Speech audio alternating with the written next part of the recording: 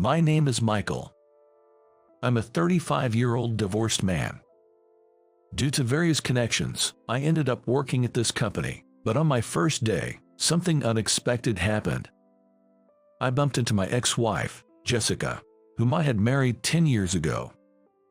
Life with Jessica was quite challenging in many ways. Well, honestly, it had been tough even when we were dating. Wait, Michael, is that you, Michael? This is so funny. What are you doing here? My ex-wife, Jessica, was laughing loudly at the company's entrance. She was drawing attention with her loud laughter, but she seemed completely unaware of it.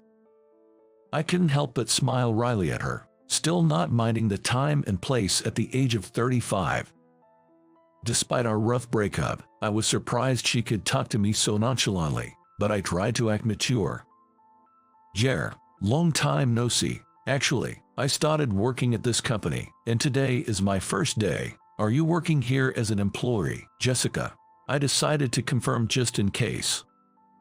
Then Jessica looked very pleased with herself. That's right. I'm currently a temp worker, but I'll be a full employee soon. Speaking of which, didn't someone have a wife and then became unable to work? Oh, those were tough times. Her words brought back bitter memories for me. I married Jessica when I was 25, and she was the first girlfriend I ever had in my life, having been unattractive before. We met at a mixer that I was almost forced to attend by my coworkers, which Jessica also attended. I thought she was incredibly cute, someone who could be mistaken for a celebrity. Looking back now, I think it was foolish, but it was love at first sight for me. Michael, are you not much of a talker? Sitting next to Jessica after switching seats, she gave me a kind smile as I became too nervous to speak much. No, it's not that. I just don't get used to places like this and get nervous. As I stumbled over my words, Jessica nodded and responded seriously. I get what you mean. People often think I'm used to mixers, but meeting new people always makes me nervous too. I was surprised by Jessica's words. I really thought Jessica was used to mixers. She seemed like someone who could talk to anyone without getting nervous, and that must have been apparent on my face. Jessica gave her a smile and teased me. You thought I got used to mixers, didn't you, Michael? Since she hit the nail on the head, I decided to confess. Sorry, I did think that. I was worried she might get angry, but Jessica just laughed. But you're honest, Michael. When I bring this up, most people say they didn't think that at all. I appreciate someone who's straightforward. With those words from Jessica, I fell head over heels in love. We exchanged contact information then and there, and started messaging each other little by little after the mixer. I remember being very careful with every single word in my messages. I often sought advice from my younger brother Ethan, who lived with me. Just reply normally, you'll be fine. Don't overthink it. Ethan and I lost our parents in an accident when I was in college and he was in high school. I'm a quiet type who's not good at socializing, while Ethan is outgoing and good at it. Though we're different in personality, we got along well. Michael, hi, you must be tired from work, but would you like to go to a movie on your next day off? I was so happy when Jessica sent me that message. I quickly agreed and asked Ethan to help me pick out an outfit. On the day of the movie, I was nervous from the morning, and Ethan laughed a lot at me. Sorry to keep you waiting. Did I make you wait? Even though it was before our meeting time, Jessica ran up to me, looking apologetic when she saw me. Not at all, it's fine. I'm sorry for making you run. I've been looking forward to today. I feel the same way. All right, let's go then. We immediately headed to the cinema and enjoyed the movie. It was a popular action movie at the time. The Hollywood actor playing the protagonist was incredibly cool, and despite it being fiction, I admired how he heroically came to the heroine's rescue in times of crisis. After the movie, we continued to talk about our thoughts on it even as we went to have lunch. Once lunch was over, we strolled around the shopping mall where the cinema was located. We had planned to part ways in the evening because she had other commitments that day. Thank you for today. I had a great time. Let's do it again if you're up for it. When Jessica said that, I gathered my courage to confess my feelings to her. We have known each other for long since we met at the event, but I've come to like you, Jessica. Would you consider dating me? My voice was trembling, and so was my body. It wasn't the cool confession you'd see in dramas, but it was the best I could do. Jessica was attractive and popular, so I confessed, expecting to be rejected. Really, if you're okay with me, I also want to be your girlfriend. To my surprise, she accepted my confession. I felt like I had used up a lifetime's worth of luck in that moment. Really with me. I was so shocked that I kept asking Jessica for confirmation. Every time I did, she laughed joyfully, looking absolutely adorable. I was overjoyed that someone like me could date Jessica. Then, I am so happy to become your girlfriend. Waving goodbye to Jessica as I walked her to the station, I returned home grinning from happiness, to Ethan's apparent dismay. At this point, you might think I was lucky to be dating such a nice girl. I thought so too, but about 3 months into our relationship, Jessica's attitude started to change. Hey, can you pick me up today? I think I can leave by 5 p.m. We can go on a date. I started receiving messages like this out of the blue more frequently. I was a working adult too. During busy periods, I wasn't always able to meet Jessica's demands. Still, I made sure to get back to her during my lunch break. I remember always having to talk to her on the phone while eating my lunch because there was no time for text messaging. Sorry, Jessica, I'm really busy right now and can't find a time. I'll make it up to you when things calm down. When I said that, Jessica's mood soured significantly. What's more important to you, your work or me? It should be me, right?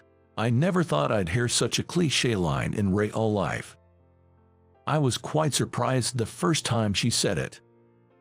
You're important to me, Jessica, but so is my job. When I honestly replied, Jessica didn't seem pleased. What? Forget it then. I'm doing you a favor by dating you. She hung up in a huff. I sent apology emails, but Jessica kept ignoring them. I kept sending unanswered apology emails and making calls that she wouldn't pick up. I learned that if I didn't do this, Jessica's mood would only worsen. It's fine, I'll forgive you. Only after she said this, bought her an apology gift, and took her to her favorite upscale restaurant would her mood improve. This cycle repeated itself. By the way, Ethan, who didn't think highly of Jessica, had warned me. Don't always try to appease her. Any girl who asks you to choose between her and your job isn't worth it. Get a grip, bro. Unlike me, who struggled with dating, Ethan, with his handsome looks, had always been popular with women. Ethan's words, born from his experiences, carried weight. Maybe you're right, but she's my first girlfriend, and I just want to take care of her. Ethan was exasperated by my indecisive attitude. It's important to want to take care of her, but don't let yourself be pushed around too much. If something's up, come talk to me. I suppose if a handsome guy like Ethan says so, it must be right, but at the time, I couldn't see it that way as someone who wasn't popular with women. Jessica's demands only grew more unreasonable, and I ended up spending a significant amount of time and money on her. I want to do this, I want to have that, I want to go there. Her requests never ceased, and it was often exhausting. I dated Jessica for just under a year. Looking back, the reason we ended up getting married is quite embarrassing. I want to get married, in a gorgeous chapel, with lots of people invited, a grand ceremony. You'll marry me, right? Jessica, with a daunting intensity, demanded marriage. I will absolutely get married in a better place than her. At that time, Jessica was upset because a junior of hers got married before her, wounding her pride. Moreover, that wedding was quite lavish, which seemed to have frustrated her greatly. She became fixated on having a wedding in a more prestigious chapel and with more guests than her junior. Throughout our relationship, she often told me that I couldn't manage without her, that nobody else would date me, and that she was doing me a favor by being with me. Having always lacked confidence, I was convinced by her constant remarks that I needed her and ended up doing whatever she asked. Okay, let's get married. Really? Thank you. Will you fulfill my request? You'll make my dream come true, right? And so, I fulfilled all of Jessica's desires: the engagement ring, the wedding venue, and the honeymoon. My savings weren't enough, so I had to cover the shortfall with loans. On the day I moved out of the apartment to get married, Ethan was still worried for me. "Are you sure about this, bro? Is she really the right person for you to marry?" "It's okay. I'll be happy, I promise. Thanks for worrying about me until now."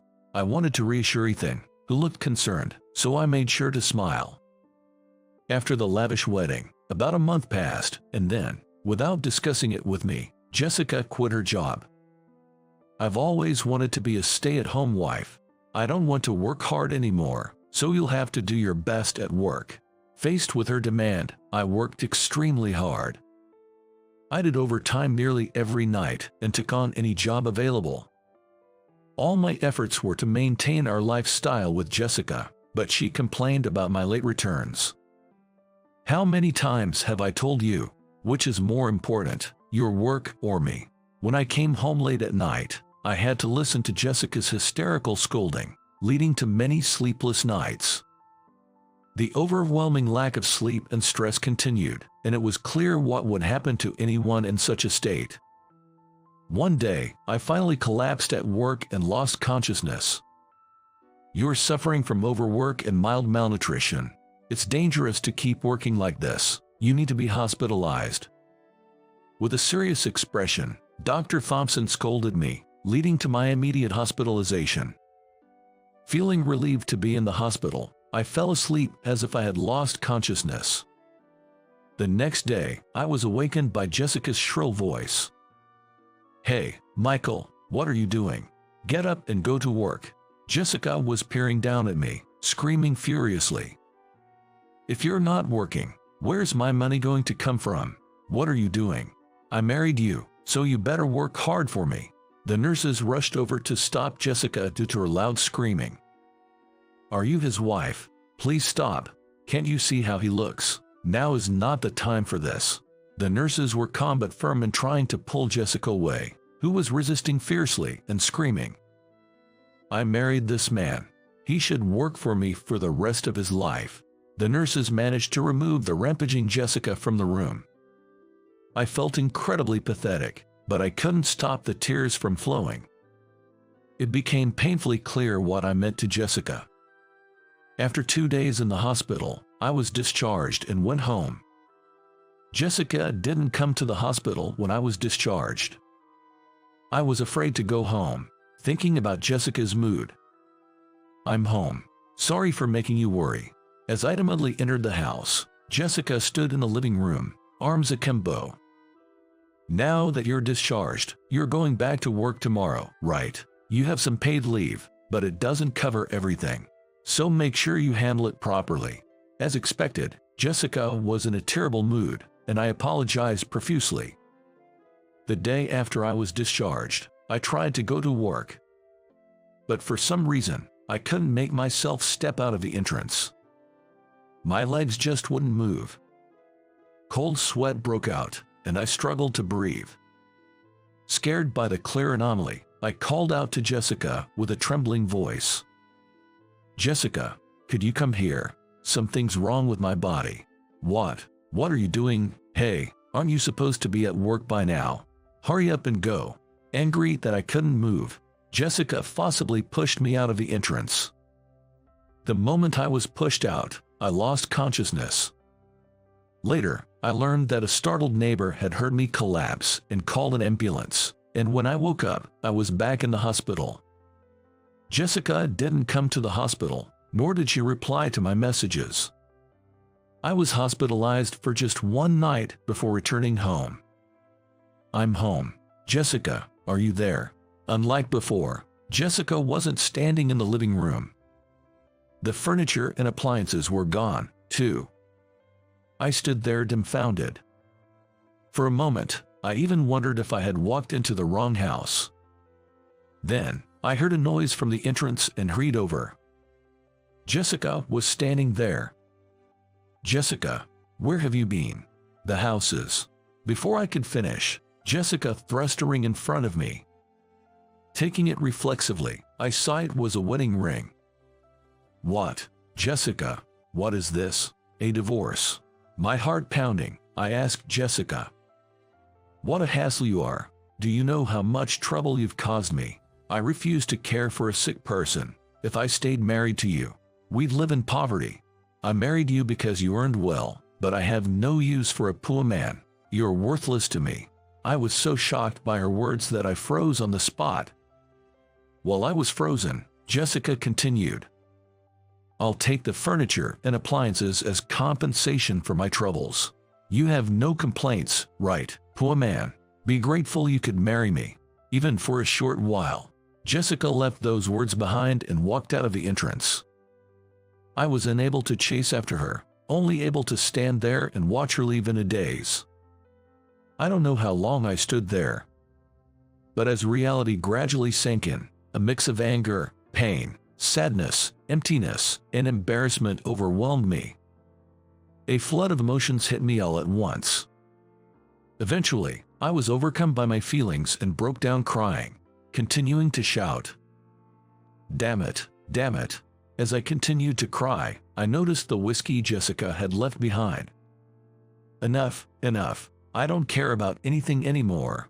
Impulsively, I downed the whiskey along with the sleeping pills I had been prescribed by the hospital.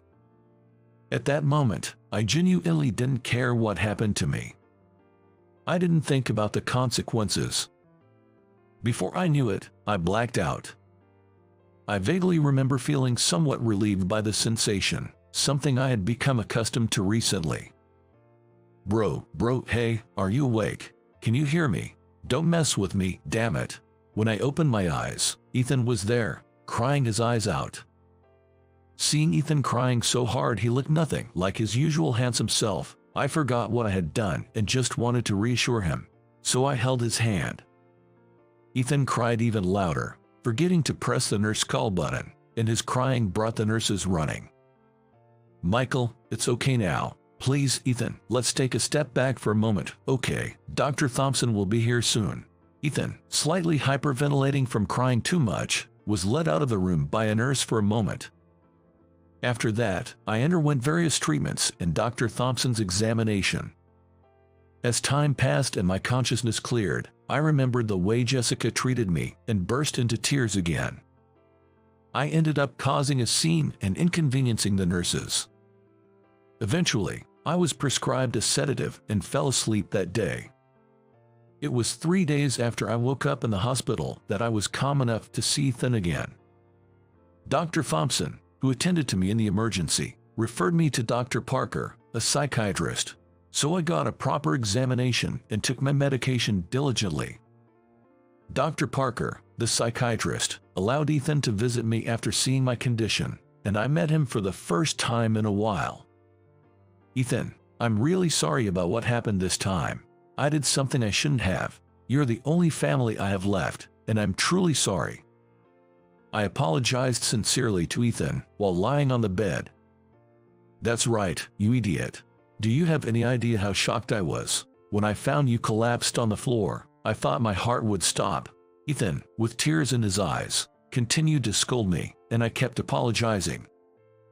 The only family member I have was lying there, eyes rolled back, not waking up no matter how much I called. I was out of my mind with worry. Upon saying that, Ethan started crying again. Moved by his tears, I found myself crying as well. We continued to cry in the hospital room for a while. "By the way, how did you end up coming home?" "I'm glad you did. It saved me, but I've been wondering." I asked about that time once our tears had dried. "Well, I hate to say it, but I got an email from that woman. It was fun having a handsome brother-in-law during my married life. Bye-bye, take care, handsome." The moment I saw it, I had a really bad feeling. Hearing that, Ethan had rushed out of his office in a panic. But what about the automatic lock at the front door? I pressed the neighbor's apartment number and asked them to open it. The moment the intercom connected, I shouted, "I'm Michael's brother from next door. Something might have happened to my brother. Please, I beg you, open the door." I need to thank the neighbor, Sarah, who believed in Ethan. We only greeted each other when we met, but it was good to have some interaction. "Let's go thank her when you're discharged." Was her name Sarah? I got her name. Sarah must have been shocked too. I feel so bad. Nobody wants to see their neighbor collapsed.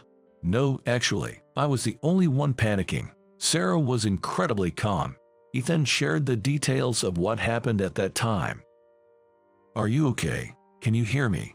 Michael, can you hear me?" While Ethan panicked at the sight of me collapsed, Sarah tried to check my consciousness, calming Ethan down. It seems I somehow responded to her calls. Seeing the empty whiskey bottle and a package of sleeping pills, Sarah immediately instructed Ethan.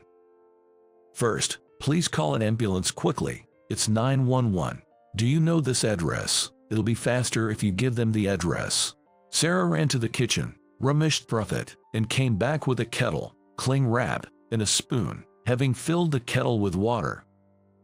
"Could you please lift his back a bit?" Following Sarah's instructions, Ethan, who had just finished the call, helped me sit up. Sarah then inserted her hand wrapped in cling film into my mouth. "Are you okay?" To the frightened and flustered Ethan, Sarah explained, "Your brother has consumed alcohol and sleeping pills together. We need to make him vomit a bit to dilute the concentration in his blood. Let's do what we can until the ambulance arrives." I was made to drink water from the kettle and managed to vomit a little. This was repeated several times as they continued to provide first aid. When the ambulance arrived and Ethan was about to board, Sarah reassured him, saying it would be okay. I really owe her big time. If she hadn't been there, things could have been much worse for you. We need to rush over to Sarah with a gift as soon as I'm discharged. Let's bring her something really premium. Talking it over has helped me sort things out and calm down. Are you feeling better now, too? Seeing Ethan's composed expression made me feel relieved.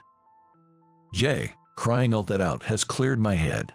It might take some time to fully recover, but I'll get there. I then shared with Ethan the things I hadn't been able to tell him about Jessica. I shared the reason behind my drastic actions, the event that triggered it all. As the story unfolded, Ethan's expression turned furious, and I couldn't help but feel intimidated. "Seriously, she really did that." "Ethan, I'm okay, really. Calm down, your face is scary." "Calm down, Michael. Where's the ring?" "Oh, where did that go? Maybe it's in my bag." I wondered, having no clear memory after seeing the ring and taking the pills. Ethan grabbed my bag and started rummaging through it. "Isn't this it?" A ring was pulled out from inside. "I must have put it in there unconsciously," I mused, and Ethan looked at me with disbelief. "Conscious or not, it doesn't matter. Just throw it and cut ties with that woman for good." I decided to throw it. "Could you throw somewhere on the road for me? I want to end this as soon as possible." "Leave it to me, I'll make sure it's thrown. Just focus on resting and recovering until you're discharged.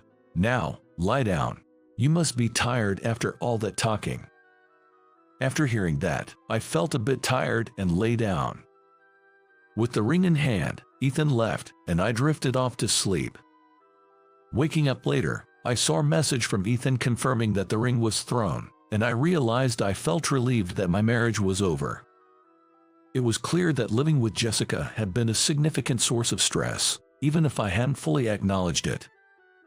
A few days later, I was happily discharged from the hospital. With the high-end sweets Ethan brought, we headed to Sarah's place. "Oh, Michael, I'm so glad to see you've been discharged," Sarah exclaimed with tears in her eyes, and I couldn't help but tear up too. "Thank you so much. I heard everything from my brother. I owe my life to you. We're truly grateful for saving him." Ethan and I expressed our gratitude together, and Sarah responded, "As a nurse, I just acted on instinct. I'm just glad you're well now, especially after finding you collapsed at the entrance. I promise I'll never do anything like that again. I'll take better care of myself. Please, make sure you don't. Remember, you have a brother who cares deeply for you." Ethan nodded in agreement with Sarah's encouragement. Since I intended to continue living here, I thought it best to inform Sarah about my divorce from Jessica. Though you might have guessed from the incident, I've divorced my wife, so I'll be living alone from now on, but I'm not planning to move, so I hope we can continue to be good neighbors. I see, but I'm really sorry. I'm not sure if it's my place to say this, but I think it's good that you got a divorce, Sarah said with a somber expression. Sarah had a bitter expression on her face. She shared that when I had collapsed in front of the door, she was shocked and knocked on the door, which was answered by Jessica. "Your husband has collapsed. Does he have any chronic conditions? Should I call an ambulance?" In response to Sarah's question, Jessica coldly replied, "I don't care, just leave him there. He's useless anyway." With those words, she dismissively closed the front door. Hearing this, Sarah hurriedly called an ambulance. I could only offer a wry smile, but Ethan was furious once again. What a terrible woman. Who's the useless one here? I was shocked. How could she say such a thing about her own husband? Sarah seemed angry, perhaps recalling the incident. "Thank you so much, really, for saving me not just once but twice." I thanked to Sarah again. "I apologize for overstepping, as this was between you and your spouse, and I'm an outsider. But now that you're divorced, I had to say it. Michael, there are plenty of better people out there for you. Please feel free to reach out if you ever need to talk about anything. It's a promise," Sarah said, offering her contact information to both Ethan and me. After thanking her once more, Ethan and I returned to my apartment next door. Sarah is such a kind person. I'm lucky to be surrounded by amazing people like you, Ethan. Ethan turned away without responding, his ears red from embarrassment. Knowing he was just shy warmed my heart. A week later, Ethan moved into my place without a word. "Ethan, what's with all the stuff? Why not? You haven't replaced anything yet, right? I brought my stylish appliances and the stylish me myself. Be grateful. You're moving in." I was taken aback by his sudden decision. "Of course, it's more fun with me around, isn't it? Any complaints?" "No, right." "Ahaha. No, none. Thanks, Ethan." I laughed out loud for the first time in a while, and we started living together again, something I hadn't done in years. I was truly happy, having thought living alone might be lonely. I realized that my brother had moved in with me out of consideration for how I was feeling. "Hey, are you listening? What are you zoning out for?" I was lost in thought about the past, and before I knew it, I was zoning out. Jessica was standing there with a displeased look on her face. Sorry, I was just thinking. Did you say something? So, Michael, did you get a job as a janitor or something? Your luck has really gone downhill since our divorce. That's what happens when you let go of a catch like me. I felt no irritation towards Jessica's condescending tone. I just found it pitiful. The old me might have been intimidated, but I'm different now. You haven't changed, Jessica. Still no growth, but I'm lucky to have divorced you. Our marriage was a dark chapter in my life. Jessica was surprised by my words. I had never spoken to her like this, not during our time as a couple or after we got married. Jessica, with her high pride, quickly turned red and started trembling. This was a familiar sign, the precursor to her starting to scream. Just as I was considering covering my ears to block out the noise, someone called out to me. "President Johnson, we've been looking for you. Hurry up, the board meeting is about to start." My secretary, Emily, was waiting. Dressed sharply in a suit, wearing glasses, she was the epitome of a professional secretary. Sorry, did I lose track of time? I'm coming." I hurried along with Emily, leaving Jessica behind. It was Jessica's trembling voice that stopped me in my tracks. President. You a president? What does that mean? You are the president of such a reputable company. What? What are you saying? You must be a janitor at best. It was Emily who stopped in her tracks at those words. She turned around with a wry smile already forming on her face, ready for battle. For some reason, Emily holds me in high regard and has declared that she won't tolerate any disrespect towards me. How dare you? President Johnson is the new head of our company, and your remarks are disrespectful not just to him but to all janitors. Emily was likely fuming, even though I couldn't see her face. President, but when we were married, he would collapse just going to work. Useless, poor. Married, oh, the ex-wife. Yes, the infamous ex-wife. Emily began to speak with an excited demeanor. Having heard about my experiences with Jessica, Emily had once mentioned that she'd like to give the former missus a piece of her mind if they ever met. In a way, this was a moment where her wish came true. Infamous. Yes, we've heard about the demanding wife who abandoned President Johnson when he collapsed. What a shame, ex-Mrs. Johnson. If you had supported him, you could have been the wife of a company with an annual turnover of $20 million. What a big fish you let slip away. Emily spoke with exaggerated disappointment. What a pity. Jessica's face turned bright red. $20 million. Did you say $20 million? Come on, President Johnson. The board meeting is about to start. Let's go. Emily urged me cheerfully. Having said her piece, and we headed to the board meeting. Leaving Jessica standing there stunned, I walked away. At that time, besides the divorce and living with my brother, there was another significant event in my life. My brother's startup. How about joining me, bro? Ethan asked me earnestly. Overcoming the divorce made me feel like I could do anything, so I decided to start the business with Ethan.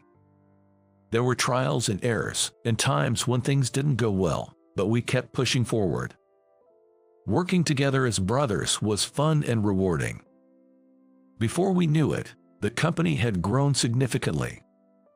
The company I first joined had become a subsidiary, and after consulting, I was appointed as the president. After a board meeting, Emily and I were leaving the conference room when Jessica was waiting. Great job on the meeting, Michael, she said, trying to link arms with me. I shook off her arm forcefully. What? Can you stop? I said, and Jessica approached with a smirk. Michael, you're still single, right? Let's forget the past and start over. I'm still unmarried too, she suggested. Ethan's voice cut through just as I was getting fed up with Jessica. Figures, a woman like you would still be single. Ethan was openly displaying his disdain for Jessica. The furrow between his brows was deep. Ethan, long time no see, still as handsome as ever. Jessica tried to switch gears, appearing pleased, despite Ethan's words. Could you not call me that? We're strangers to you. Strangers, really? Jessica was frustrated, but we were indeed strangers now. Thank you for your hard work. Are you done for the day? Emily, thank you for always looking after my husband, said the voice of my beloved wife. Turning around, I saw my wife, Sarah, with a gentle smile. Mrs. Johnson, it's my pleasure. Emily responded with a polite nod. Yay, we're all done. Sorry for making you wait. You mean, oh, I've seen you somewhere before, Jessica exclaimed, recognizing Sarah. Oh, what a surprise to see a familiar face. Long time no see, ex-Mrs. Johnson. Sarah responded with ease, revealing that she was now my wife. Don't you remember? I was your neighbor when you were married to my husband. Now, I'm his wife. Yes, I had remarried Sarah.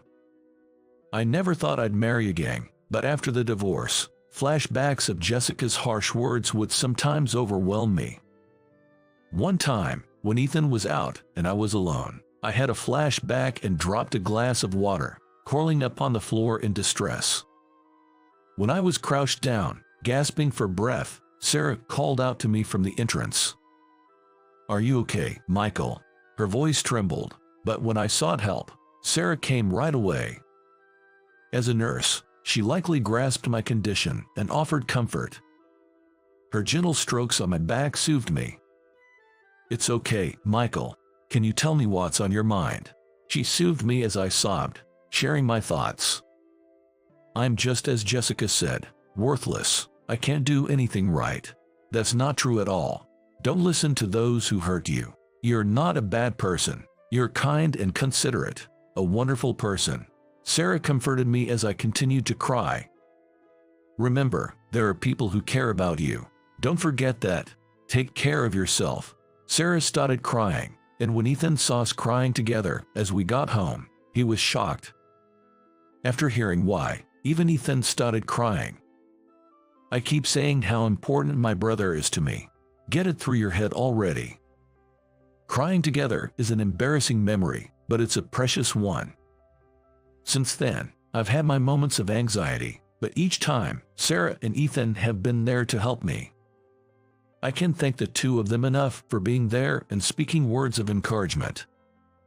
After that, the three of us, including Sarah, started going out to eat more often, and I also spent more time out with just Sarah. I found myself naturally drawn to Sarah, but I was too shy to even confess my feelings. "Bro, you like Sarah, don't you?" Ethan said that, and I honestly opened up about it. "I do, but liking someone is scary. I feel like I'm going to get hurt again." Ethan, seeing how scared I was, told me. "Sarah is different. I'm absolutely sure of it. From what I've seen, I think Sarah is interested in you too." Encouraged by Ethan's mysterious confidence, as if saying to trust in how handsome he is, I confessed to Sarah.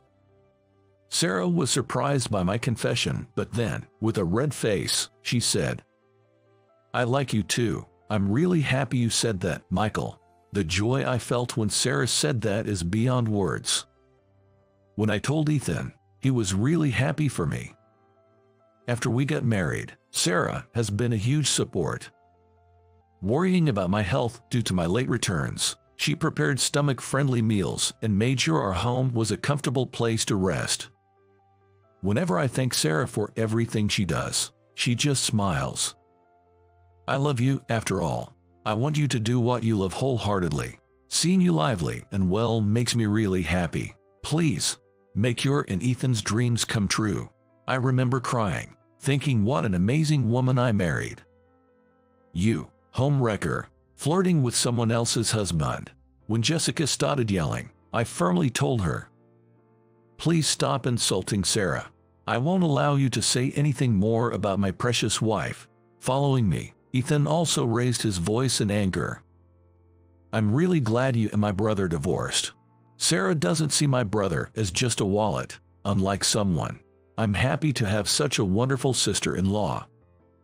As Ethan glared coldly at Jessica, she ran off with a frustrated look on her face.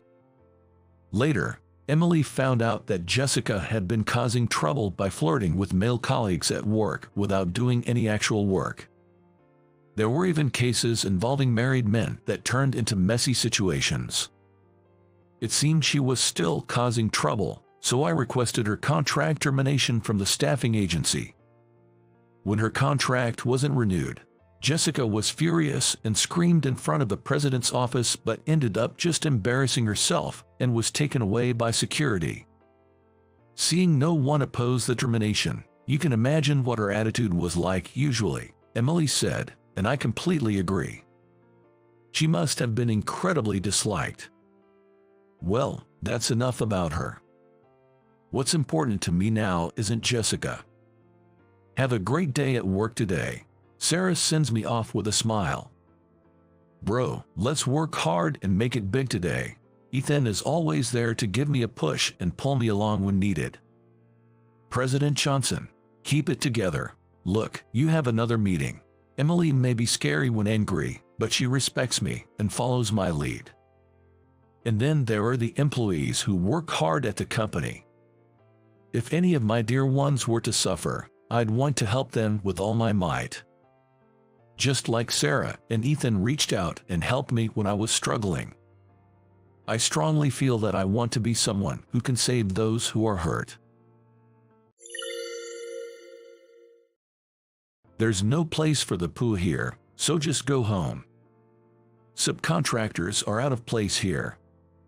Laughing together, the two of them made their remarks. Indeed, our factory is a subcontractor. But being looked down upon to this extent is something I can't accept. Understood.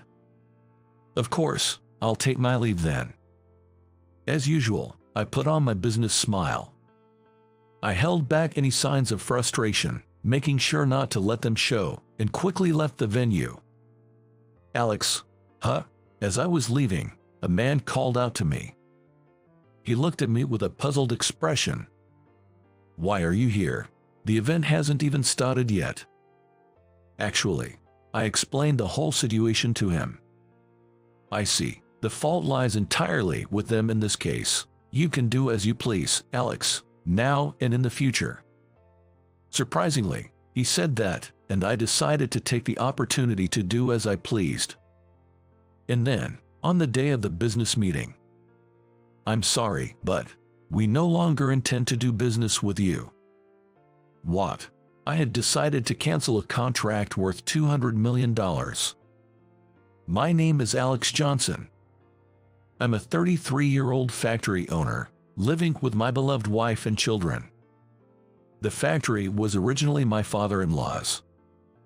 Due to family circumstances, I had to start working right after high school, and by chance, I ended up at my father-in-law's factory. Eager to get accustomed to the work as quickly as possible, I worked very hard. Are you the new guy everyone's talking about? I'm not sure what you mean by the new guy, but I am new here. I've heard about you. It seems you've been doing quite well. There, I caught the eye of my father-in-law, who was visiting the factory. After that, he started to take me under his wing, teaching me the ropes. Alex, you don't have a girlfriend, do you? No, I don't have one at the moment. How about I introduce you to my daughter then? And a few years later, he introduced me to Emily, who would become my wife. Oh, you like that character too, Emily? Yes, I do. I never imagined you would like them too, Alex. Despite the age difference, we hit it off immediately. After about 3 years of dating, we get married. During those blissful times, my father-in-law fell. Fortunately, I was with him and was able to call an ambulance immediately, saving his life. I've had a chronic condition for a while. Well, I've seen my daughter in her wedding dress, and I've got a successor. Honestly, there's nothing left I wish for. He said that, but we couldn't accept it. We're not ready to say goodbye yet, and so, the family and the factory workers all came together to support him. As a result, my father-in-law managed to pull through and eventually got back on his feet to return to the factory. However, with the constant fear of him collapsing again, I took over and started running the factory. Having worked since graduating from high school, I had the experience, and after being favored by my father-in-law, I continued to learn by his side. But I think I had quite a hard time in the beginning. Phew, I'm exhausted. Are you okay? Are you not pushing yourself too hard? Yeah, I'm fine. It's tough, but I want to live up to your dad's expectations. Being a young manager, I was sometimes underestimated, and there were malicious clients who tried to take advantage of that. Still, with Emily's support and my father-in-law's trust, I was able to persevere. And as I continued to push through, I eventually got accustomed to the work. Alex, actually, that's when we found out Emily was pregnant. My father-in-law said, I never thought I'd get to hold a grandchild. Watching him cry with joy, I couldn't help but smile. The birth of our precious daughter, June, gave me even more motivation to build up the factory. This also led me to find my own way of doing things, different from my father-in-law's approach. As a result of overcoming various challenges, I've managed to find happiness again. One day, I received news that the manager of a client company, our main contractor, had changed. At this time, what happened to the previous manager? I couldn't help but wonder. Ryan, the former manager, had a good relationship with our factory since he was in charge of our transactions. He was still in his 40s, and I hadn't heard of any illness, so retirement seemed unlikely.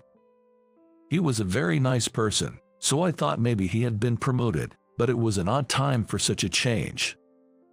So, I contacted someone I knew at the client company. What? He was fired. Turns out, Ryan had been dismissed. Shaken, I asked for more details. Apparently, even they didn't know the reason. However, they were told by the new manager that it was because Ryan had caused significant losses. What's this new manager like? Shockingly, the new manager is said to be in his 20s. I wondered why someone so young was appointed, and it seems the president's daughter, Madison, is involved. Madison, the daughter of President Sullivan, is his only child. The president dotes on her, and her word is practically law. So, what do Madison have to do with the change in management? There are rumors that Madison and the new manager are dating, and she might have played a role in ousting the previous manager to secure the position for her boyfriend. There seems to be such a rumor going around. I thanked my acquaintance for the information and ended the call. Regardless of the truth, it was unsettling to hear such news. Ryan had really helped us out. To think it's come to this, I thought, as I informed the new manager that I'd be coming to greet him soon. I also decided to inform my father-in-law, just to be safe. Such a thing has happened. I'll look into it on my end. Alex, you focus on your work, he said, his expression as complex as mine. The next day, with no reply about the greeting, I went about my work as usual.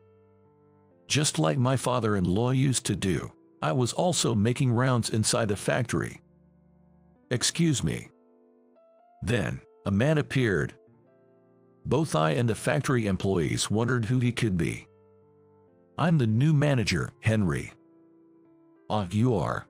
The new manager, Henry, came at me with a pompous attitude. Even as I thought to myself that this must be the rumored new manager, I greeted him properly, as any professional would. I made the effort to come here, and you can't even offer me tea. Henry, without any proper greeting, started complaining to me. I responded with a wry smile, apologizing and repeatedly, saying, I'm sorry for the oversight. From experience, with people like him, it's best to just apologize and not bruise their ego. That way, they'll be satisfied on their own, and you can get through the interaction. It seems you understand your place quite well. Indeed, he seemed satisfied and didn't say anything more. However, unlike Ryan, who would always greet us with a gentle smile and a good job, Henry crossed his arms and surveyed the factory. Watching him, I couldn't help but think that the rumors might be true. Alex, you're here, and this is a guest. Emily came with June. I remembered she said she'd stop by today. Emily, are you Henry?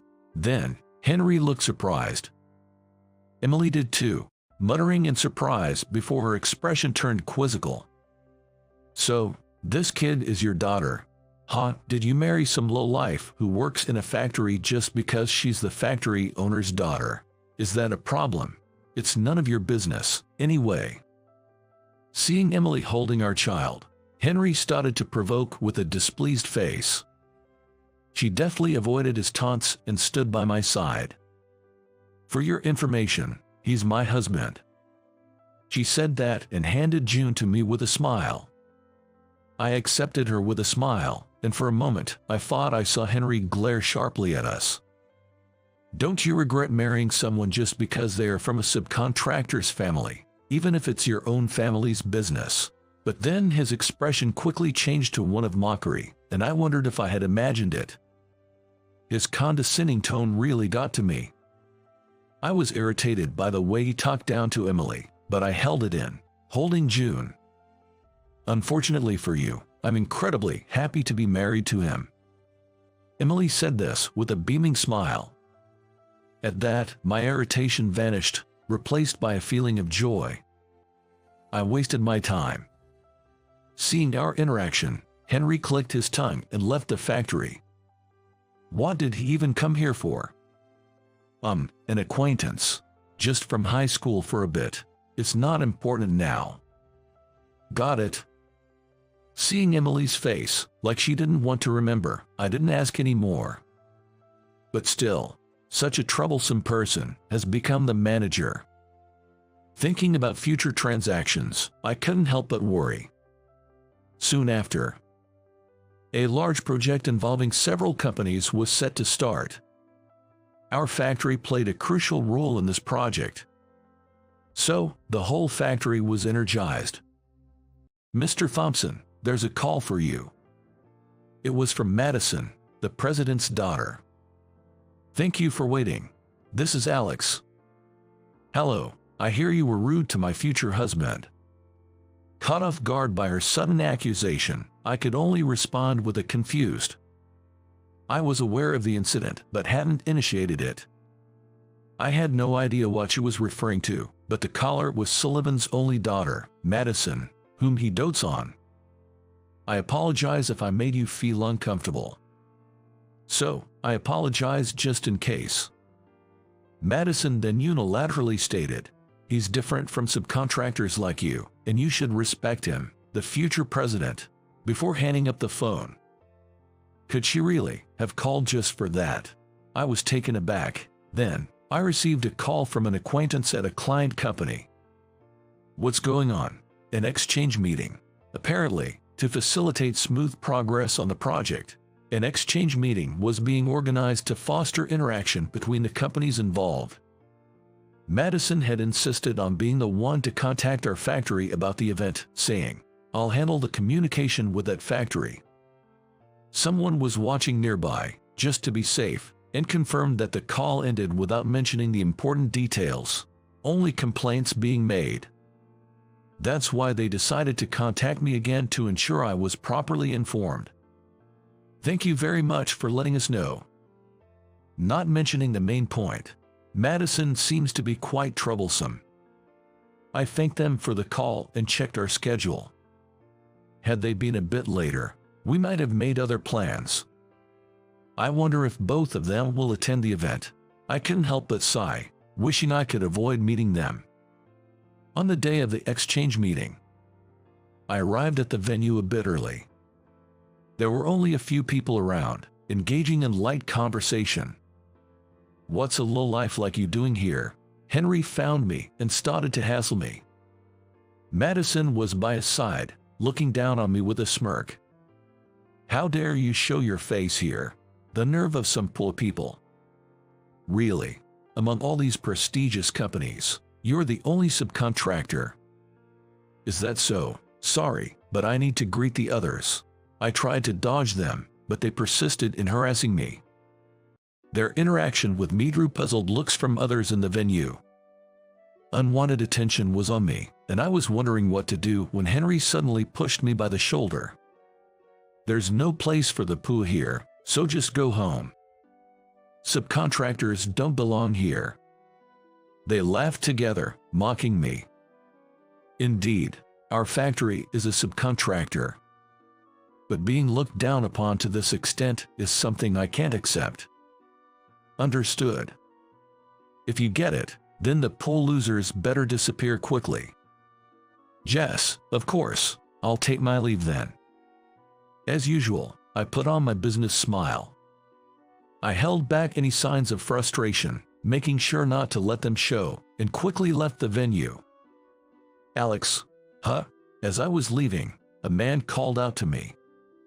He looked at me with a puzzled expression. It was President Sullivan, Madison's real father and the president of the client company. You're early, President Sullivan. I heard you'd be attending too, so I thought I'd say hello and maybe talk about him. He must be referring to my father-in-law. I've heard that my father-in-law and President Sullivan have been acquainted since the founding of their companies. Well, since I took over, there hasn't been much personal interaction with President Sullivan. Why are you here? The event hasn't even started yet. Actually, I explained the whole situation to him. Even though I thought it might be in vain, I told him everything without holding back. I just wanted to trust him, as my father-in-law had. After hearing my story, President Sullivan sighed deeply. I see. This time, the fault lies entirely with them. Alex, you can do as you please, now and in the future. Really? Does that mean? It seemed President Sullivan understood without needing further explanation.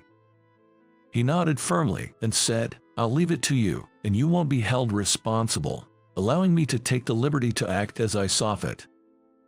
What about the exchange meeting? I need to discuss future matters, so I'll be leaving. I'm sorry for this trouble. Saying that, President Sullivan apologized. Then, he handed me a piece of paper. Take some time off. With that, he went into the venue. After seeing him off, I opened the paper he had given me. It had Ryan's name and phone number on it. Hello, it's been a while. This is Alex. I called right away, and Ryan, a bit surprised, listened to me. After discussing various matters and what to do next, I made a decision. I need to go back and report this to my father-in-law and the others. Muttering to myself, I hurried home. A little while later. You made us look like fools, Henry called me. It seems the attendees at the exchange meeting found it suspicious that I was missing. President Sullivan had asked Madison. I heard Henry sent him home.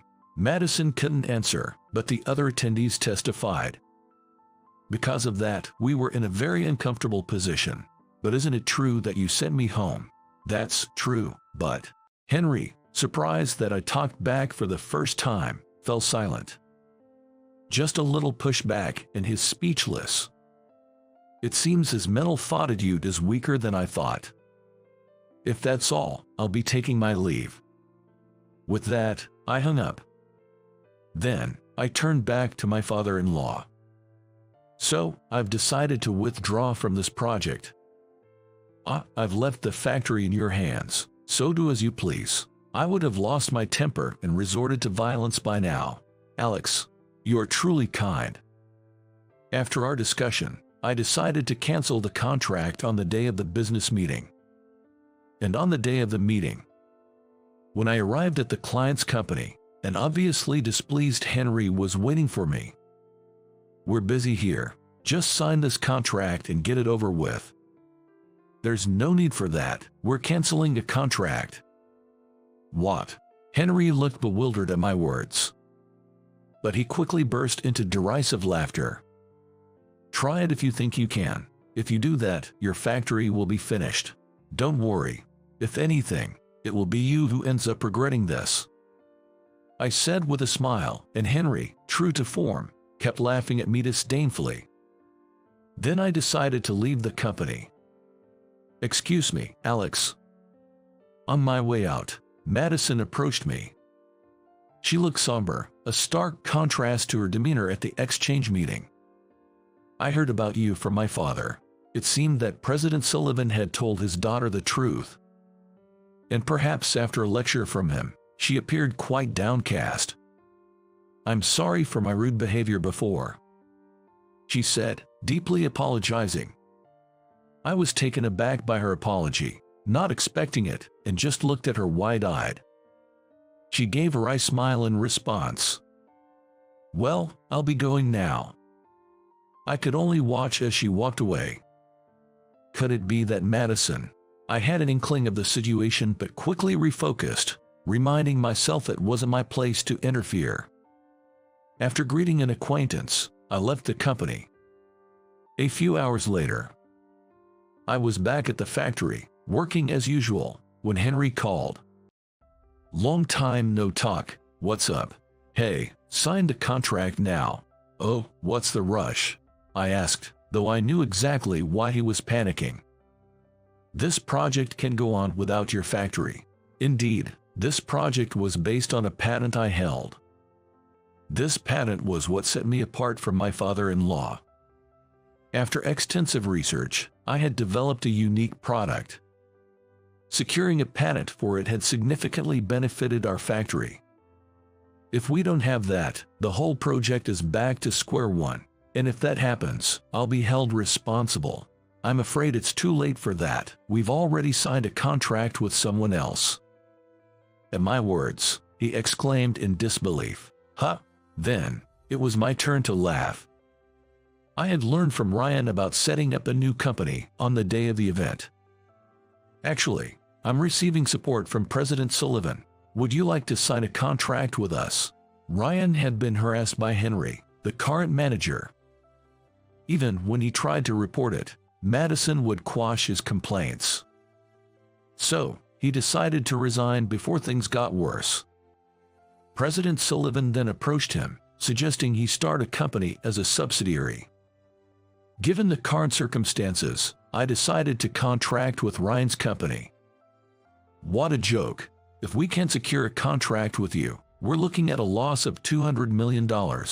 I'm afraid there's nothing I can do. With that, I ended the call. I thought I heard Henry scream in frustration, but I ignored it. Back to work, then. And so, I continued with my work as usual. Soon after, I look forward to working with you. Madison came to our factory. Since then, she had been disowned by President Sullivan and had resigned from the company. And so, we took her in, given she had nowhere else to go. Nice to work with you, Madison. It's nice to work with you too, Alex. Indeed, President Sullivan doted on Madison. But that didn't mean he indulged her every whim. He raised Madison with great care, resulting in her pure-hearted nature. Being too naive, she became easily influenced by those around her. And that's where Henry found his opportunity. It was my first time being in a relationship. Led by Henry, she continued to behave as he suggested, fitting the role of a president's daughter. Even though President Sullivan noticed, he was too busy with his duties and supporting individuals like Ryan to intervene. Thus, many assumed Madison was spoiled and could do as she pleased. When this issue arose, he told me to ask your father to help me out. When I approached my father, he told me to choose between resigning in his stead or letting him take responsibility and resign. Madison then consulted Henry.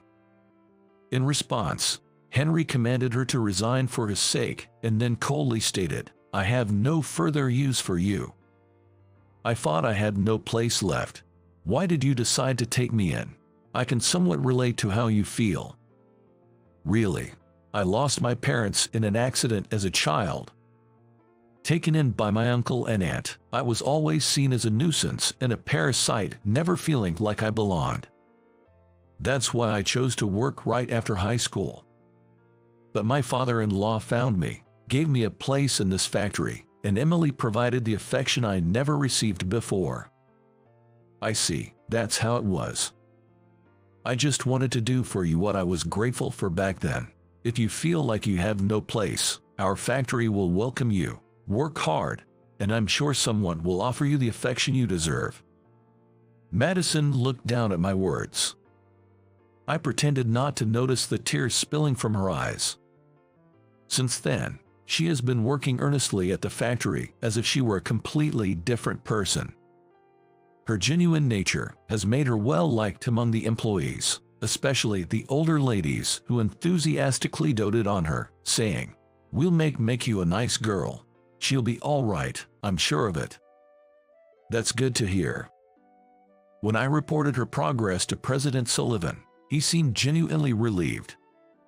The project eventually was taken over by the subsidiary, minimizing the losses. However, leaving Henry and Madison unpunished for their actions, which nearly led to a massive loss, was inadvisable. So, President Sullivan offered the choice partly to understand Henry's true intentions. "I'm glad I left it in your hands." He then pleaded with me, practically on his knees, to take in Madison after her dismissal. Initially, I hesitated to accept her, remembering how she had joined Henry in mocking me, but I found aspects of her situation sympathetic. That's why I decided to take her in. "Please look after my daughter from now on. I'll make sure she works hard, don't worry." I nodded with a smile to President Sullivan's request.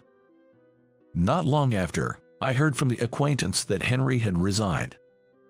Although Madison's sacrifice spared him from dismissal, the leak of the incident subjected him to constant scrutiny within the company. Eventually, unable to bear the pressure and being sidelined, he resigned. He did have potential. Despite his character, Henry was admittedly competent. President Sullivan had genuinely considered him a candidate for the next president, hence giving him the managerial position. But his arrogance led to this debacle. Maybe it was my presence that fueled his actions further. It turns out, Emily and Henry were classmates in high school, and he had harbored feelings for her. However, trying to get Emily's attention, he belittled the factory. Angered by the insult to her father's factory, Emily told him, "Never come near me again," and cut off all ties. Later, as adults, he discovered his company was doing business with our factory. He became in charge of the factory, flaunting his position as a young manager to reconnect with Emily. "But she's my wife now, and we even have a child." Driven by jealousy towards me, he just went off the rails, always been childish. Now, I can't even understand why I associated with someone like that. The reason we know all this is because Henry stormed into the factory one day. There, he ranted about his personal circumstances without anyone asking. As a result, he was chased off by our burly employees. According to President Sullivan, Henry has been sent back to his rural hometown. After he stormed in, we demanded compensation for business interference. Now, he's just paying off the debt he incurred to settle the compensation. He got what he deserved. His family back home seems to be keeping a close eye on him. This ensures Madison and I can focus on our work, and Emily can devote herself to parenting. "Hey, Emily, can I feed June?" "Sure, go ahead." Yes, Madison has grown quite fond of Emily and actively takes care of June. Apparently, she always longed for a sibling, being an only child. Seeing her now, radiant with joy, I'm reassured that my decision to take her in was right. Overcoming this hurdle, I continue to work hard as usual. "Madison, you've really gotten the hang of things lately." All thanks to everyone here, Madison has adapted well to the job, becoming an invaluable part of our team. Someone was quietly observing her efforts. In his eyes, there was a depth of affection Henry never had, suggesting that happier days for her were not far off. Time for me to step up my game, too. I have a precious family to protect.